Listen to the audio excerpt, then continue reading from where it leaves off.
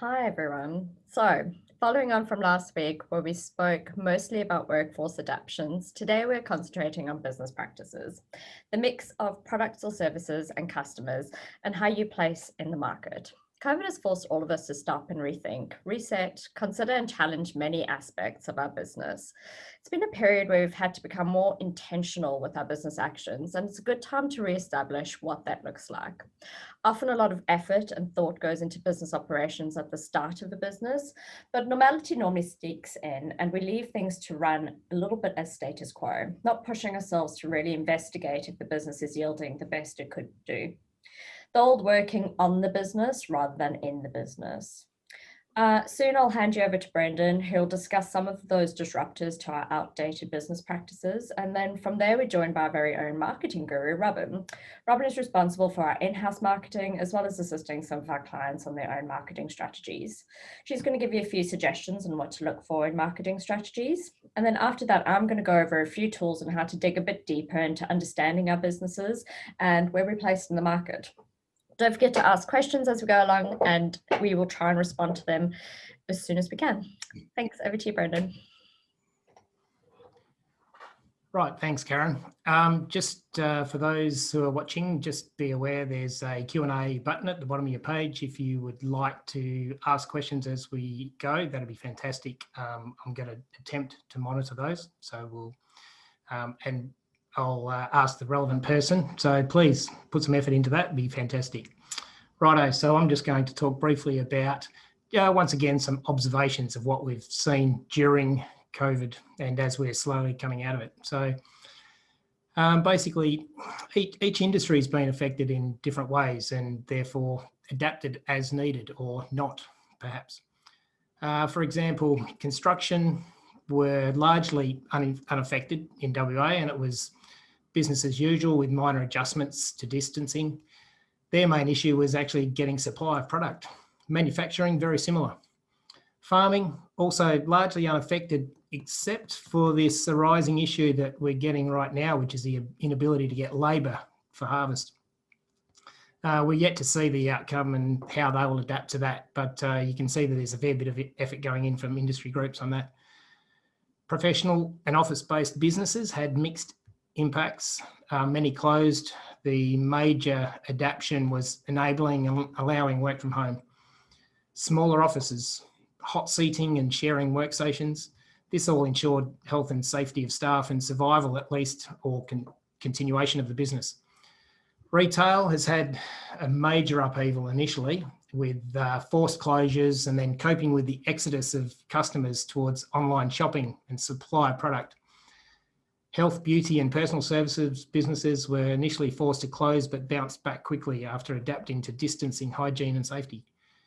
Hospitality and tourism have probably been hit the most with forced closures, social distancing, low-touch food prep. Labour shortfalls has been an issue and I believe is probably going to continue to be an issue for a while. What has become apparent is the pace of the move away from out-of-date business practices. Over the last few years, this has really been evolving very slowly, but COVID has basically fast-tracked that evolution. So I just want to run through a couple of examples. So just on the PowerPoint block slide there, you'll see just a number of different ones. 9 to 5 retail and office hours. These are not completely out of date. We have to be practical about work hours, but really they're being replaced or largely being replaced and forced due to 24/7 shopping, basically. Many other industries are getting into 24-hour type delivery of services. Gymnasiums have been for a while, but you'll see a fair bit more of that. And I expect that there'll be other industries that will be heading down that path. The walk through the front door retail. You can no longer expect your customer to walk in the door. They won't be coming to you forever. You really have to take yourself to them, take your products and your services to them. Snail mail, electronic delivery of documents, advice and electronic signing is really taking over from the old traditional mail. And, at some point, it's probably not going to exist. There's, of course, been many teething issues with, particularly electronic signing, and some of the emails that you're getting, they look like junk or spam, and a lot of people are dodging them when you probably should be actioning them. So this is a bit of a trap here, and the industry have to sort that out. Location, location, location. Does it really matter where you operate from anymore? People will find you if you enable it, and to access your product or service in their preferred way, no matter where you are. So the other thing with that, of course, is potential savings, because you can find much cheaper locations in many cases, potentially, working out of a garage. You might have the ability to operate your business in a much cheaper location than you have done in the past. Rigid work hours. We spoke about this briefly last week, but the customer, the workforce, are really demanding flexibility of your opening hours. Education and training. This is something we haven't really touched on or thought much about in the past, but class-based training of employees is really being replaced by webinars, podcasts, audio books. There is so much information out there now, and you can access this while you work in some circumstances. And this, it saves significant amount of time in travel time, but also, potential cost savings as well, because a lot of these classes are free or very low priced. Health and hygiene. Previously, very relaxed attitudes about people coming into work half sick has really disappeared with the whole COVID story. And it's a great result, really. Employers now encourage people to stay at home or work from home. And that's really reduced spread of not just COVID, of course, but many other light type sicknesses. And, I believe there'll be reduced sick days in the future as a result. Maybe I'm naively believing that, I'm not sure, but as an employer, but I hope that happens like that. IT.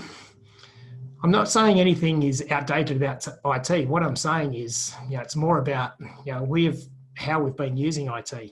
I believe many businesses have been a bit too comfortable with this technology, or not taking it up when they possibly should, and not maximising what they can do. COVID has forced more use of IT, but gee, we've got a long way to go. And I think, this is going to move faster and faster, and faster than you can possibly imagine. And you've got to be careful not to be left behind. Measure. Now, this is an interesting one. We've been terrible at measuring our business performance live. We've always recorded things many months or years down the track. But with so much data available, but not really organised, we don't really know where we're going until much later. This is about to change. Watch this space. We're going to be talking a lot more about this in the future, so I won't dwell on it. Marketing, I'll leave completely up to Robin shortly to talk about marketing, to expand on this. It's a topic in itself. I'm sure Robin could talk for days about it. So they're some of the, just a quick snapshot of a few outdated issues. I'll tell you one thing that is certainly not outdated, and that's good old-fashioned service. Friendly, helpful, knowledge of your product, care of the customer experience. To run that adage, to serve, not sell, is really still one thing that's out there. So there might be some outdated business practices, but some of the old stuff still stands. Well, that's it from me. So over to Robin to talk marketing. Hey, thanks, Brendan. So today we're going to be discussing the need to review your marketing concepts. But before we get into this, last week we talked about employment, and I wanted to talk on the point of marketing your business to potential employees. Your staff are an invaluable asset to your business. They are a representation of you. And just like customers, employees today want to know what they get. So as much as you want to have the right team, employees want to have the right environment for them.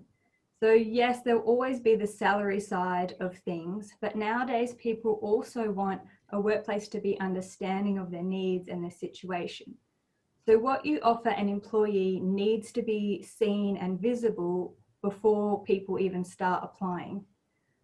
So some businesses are in the position to offer benefits, others have a really strong social and family element. You may be able to be flexible with your hours and work days. A good place to start is asking your network if they know of any potential candidates, and then offer those in your network a referral of incentives. But if you're advertising to people who may be having to move to the region for the role, it's really nice to highlight what Albany has to offer from a lifestyle perspective as well. Anyway, these are just a few things to keep in mind when you're advertising your position next. But the basis of this webinar today stems from the rapid rate that businesses needed to adapt during COVID. During this, the importance of having an online presence was highlighted. Were you still visible when you couldn't be visited? So the first point that I wanted to make was the importance of a website. There are still businesses out there that don't have one or have no online presence at all. So others may have already have one and have one in place, but they probably haven't looked at it with fresh eyes for a while. So it's a good opportunity to do that. Website businesses in general give your business credibility and allow you to be contacted anytime. This can save you time because customers can have their questions answered without you having to do anything. So what you have to offer, is it right for them? Are you reliable? Do they feel good about parting with their money for you? So for both services and product businesses, what is your image? Maybe you could write out a few qualities that you might want associated with your business. Maybe something like reliability, speed of delivery, your quality of your service, or maybe how you want to be perceived. Are you modern or are you timeless? Anything at all, but just find something that resonates with you and make sure that matches your offering. Then take a look, does your current website and business image match the direction that you want to go now? You could have a look yourself, ask a friend, but better yet, possibly ask your team because they have an insight of what it is you stand for, and they could also let you know if it aligns or have some good ideas to move towards that process. For product businesses, I feel things have changed more so. We're now working on a global scale. There is no longer the 9 to 5 expectation. It's to be available 24 hours. But this doesn't have to be daunting. Use automation. There is technology out there, so let it work for you, whether it's online ordering and sales or just to be contactable, but just have your offering visible, whether it is a product or a service. Obviously, today the information is quite broad because each business and industry is quite unique, but overall nowadays, customers simply expect more. Another point on this is understanding your customers, your target market. Who are they? Where are they? What do they want? From there, you can start to figure out how to reach them. Is your mix of clients working with your marketing style that you currently have? In Albany market in particular, it's quite unique in comparison to the metro market or a global market. So for the older demographic, newspaper and radio is still quite functional. For middle-aged and mixed demographic, having an interactive business and Facebook presence can be quite handy. Younger demographic now, there's a whole range of social media out there, Instagram, the introduction of Reels, highlights. But overall, every single one of these demographics mentioned, your image and your images are highly important. So I really recommend investing in a good photographer and really good, strong branding image.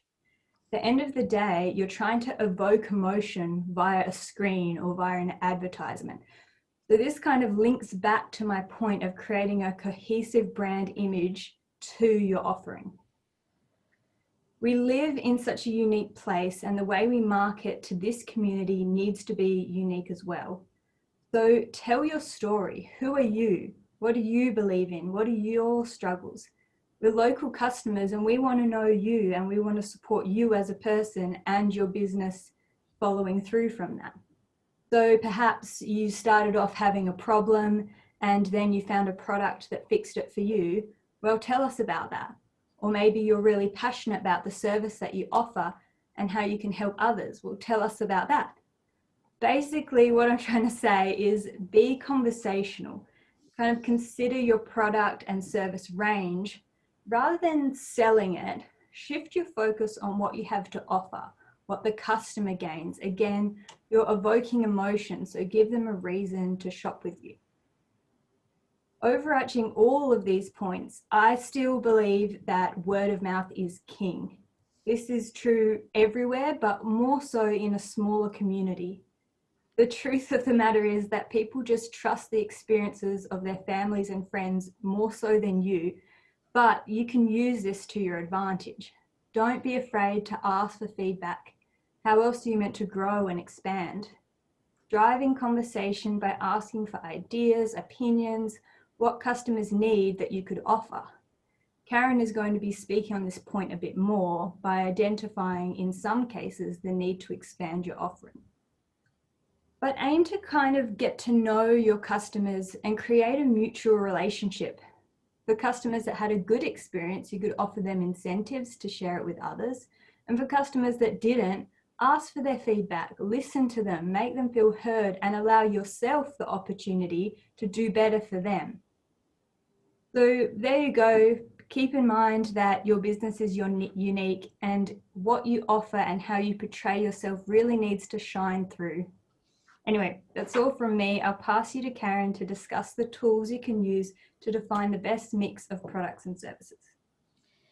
Thanks, Robin. I'm going to be sharing my screen in a minute and going over some tools with you, but I'm going to be doing it in a slightly different way. So you're going to have to excuse me if I'm a bit techno battling. I hope everyone can hear me okay. So when I was trying to look at which tools could work the best, I really wanted to look back onto week 1 and use those as a building block to go from there. So the 3 I've picked, I'm going to be touching on pretty briefly, so it's really just a big broad stroke, and hopefully everyone can sort of follow through okay. The first one that I want to be looking at, hopefully I'm now sharing my screen. The first one I'm going to be looking at is the income matrix. And the reason I wanted to look at this is because 2 weeks ago when we looked at doing our cash flow and also our break-even analysis, we established how much money we needed to sell in order to basically break even or to make profit, what our desires were. This time, we're going to take a look at it slightly differently and go, yep, it's all good and well to know how much I need to sell, but what am I selling? What mix of the different products or services am I going to be selling in order to get that desired result? It's really going to put some focus on where you need to put your energies and push those certain things in order to get the end result and the biggest bang for your buck. So rather than sell a little bit of everything, you're basically fine-tuning it down to get the best mix in order to get the better results, and really breaks it down so that you can focus on smaller hills rather than trying to combat the big mountain of customers. So first step is to basically list your core products or services that are offered down the left-hand side of the matrix. Now, I'm just going to use a rough service kind of business, and the figures are completely thumbsucked, so please ignore me. But you're going to start by going and listing all the different services. So we do business diagnostics, strategic plans, a 12-month business program, and product strategy. You're then going to go and what is the unit cost? How much am I selling this for to the market? So I know my business diagnostics, I generally sell them for $1,250 per event. A strategic plan is $15,000. A business program is $18,000 per annum, and the product strategy is $10,000. what I'm going to do then is break down my client mix as to who my normal, I suppose, customers are and where my channels are for those customers. So I know in this case, I've got partners, so the people that I work with. I've got government. Sorry about my handwriting. And then I've got small to medium business enterprises. Right. I'm then going to take this matrix as a point in the sand where I'm at right now to get my exact mix. I know that I do about 8 business diagnostics through government agencies a year. I know I'm doing 1 through partner referrals and 2 government strategic plans. My business programs, I've got 2 partners, 1 government, and 4 small businesses that I've entered into. And the product strategy, I've currently got 3 sitting there. I total those across. So I know I've got $10,000 of income there, 45 there, 126,000 there, and 30,000 there. So that's going to give me a total of about 211,000. After I'd done my break-even analysis, I knew that I needed my income to be 250,000 in order to break even. It's basically working out backwards what the shortfall is between those 2 points, which is going to be 39,000. How am I going to get that 39,000? So I take a look again at my product mix and I establish which is the ones that I think are the lowest hanging fruits. So A, the easiest to get new clients in, or B, the highest value that I can work a little bit hard for but get the better result. So in this case, I know that I'm probably quite easily going to get 1 more strategic plan. I'm going to get probably another business client on board, but that's going to be a little bit harder, but it's going to pay off. And I've already got 5 business diagnostics in the pipeline. The sum total of that additional work is going to be 39,250. That's going to meet my shortfall. So we've kind of worked backwards as to what I'm actually going to be focusing my energies on in the next year. So I've already sort of made a bit of a marketing plan based on where those energies are going to be focused on. So that's our first. Somewhat leading from there, we're going to look at market options matrix. So this is a really effective tool to help you really refine and develop your sales and marketing strategies. It's based on fitting your business and your products or services into really 4 simple quadrants. So, and that is going to be determined by 2 factors. So the first factor is the relative cost. So you've got from 0, which is low, and 10 being high.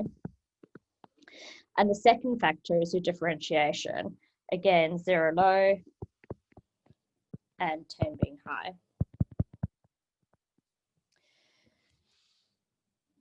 Everything that you do, your sales and all the rest, you're going to basically factor your points within that and you can rate it. So if you are a low cost and low differentiation, you sit in this quadrant. This is called cost leadership. The strategies that you need to focus on by being a cost leader is that you need to really focus on keeping your costs low, but you also need to make sure you're marketing and position yourself as being a cost leader. So make sure that a vital part of your marketing and sales strategy is letting people know and driving that. So if you have low differentiation, but you have high costs, this is what we're going to call the disaster area. Because you have nothing to differentiate you, nothing to differentiate you from the other people in the pond. Your product is exactly the same, but you're selling it at a higher cost and a higher price point.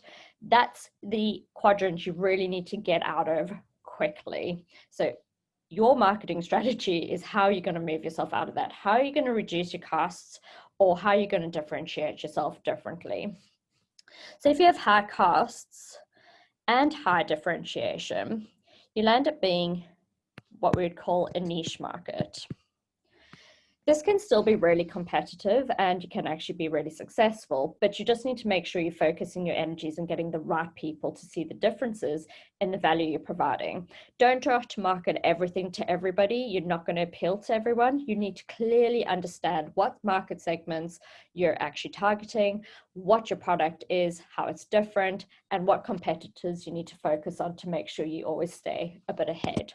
And the last one is the fourth quadrant, which is outstanding success. I'm getting worse with the writing. So basically here, your costs are low, but your differentiation is high. So you're selling a product that no one else has. It's unique, it's different, but the cost is low. There's so much value for money there. It's going to lead to outstanding success. The aim is to place as much as your services and products into that area. It's a very defendable market position and it's super difficult for other creditors to compete with you. So try and work out where you fall into those quadrants and how you can get to the areas that you want to be in order to get more bang for your buck. Right, so the last one I'm going to quickly touch on is the competitor analysis. It's a little bit long-winded, but I think that there's some value in this. The tool basically allows you to compare competing organizations to enable a competitive edge so that you can kind of figure out where you fall in the mix and how you can target certain areas of your business to improve so that you become more competitive with those around you. Now, like Robin said, there's certain industries that the market has become global. You obviously can't compete against that completely, but you can certainly try and improve certain areas to become more competitive. You know, business competitors all offer the same product or services right now. They offer similar products or services. They could offer the same or similar products in the future, so new entrants, or they could remove the need for a product or service completely. So basically just completely redefining the industry. Customers normally know the difference between the companies that they purchase products from. So they know that company A is more expensive, but company C generally has a better reputation for after-sales services. Those things that consumers know, you need to know about them as well. So the process of this is basically that you're going to break it down by stepping out your competitors. So in this case, we're just going to go A, B, C, D, and us. Don't try and do this with too few competitors. You're going to get the real value from, say, 3 or more. But likewise, you can't go too many because it gets a little bit complex. The next thing that you're going to do is look at the factors or criteria that basically come into play in why a consumer would choose you over another competitor. So in this case, let's go the products, the price point, value, what my staff is like, my image, my size, how innovative I am, and what my social media presence is like. Am I getting people in? What you're then going to do is look at those factors and give them a weighting. How important are each of those factors dependent on the actual conversion into sale? This needs to be out of 100. So let's just say that products needs to be a factor of 20. Price is a factor of 20. Value is 10. So staff is 10. Whoops. My image is 5, my size is 5, my innovation is 10. I've lost count, which is great. And social media presence is actually quite strongly weighted. So that should give me 100. The starting point is using us as the base. So my business is going to be exactly half of this.